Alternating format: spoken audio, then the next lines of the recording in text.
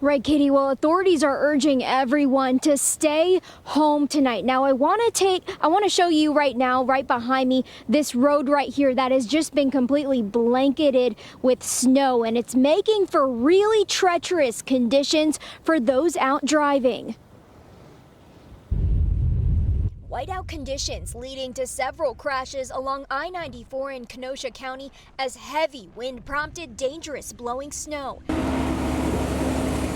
At one point Saturday afternoon, all southbound lanes near Pleasant Prairie were shut down for nearly 2 hours. We found one traveler visiting from Florida, of all places. A little slippery here and there. He pulled over and took a break when conditions were at their worst. Luckily, the Mars cheese was right there.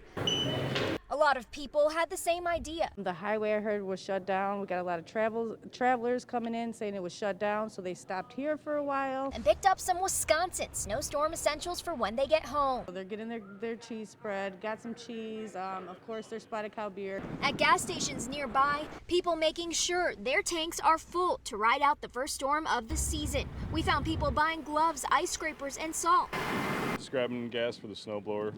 Even with four-wheel drive, it's getting pretty nasty out here. And unfortunately, everyone we talked to already commenting on some drivers out here being careless in these conditions. Some people are doing about 20 under, and some people are flying right past them.